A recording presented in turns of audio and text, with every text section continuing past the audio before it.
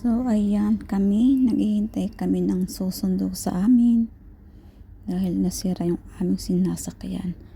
Ayan, buti na lang at hindi dyan mainit dahil meron dyan building.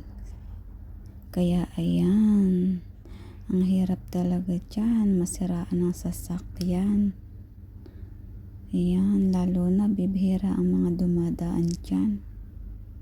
Buti na lang at may dumating na agad na susundo sa amin. Kaya salamat at nakaalis din kami kaagad. Salamat.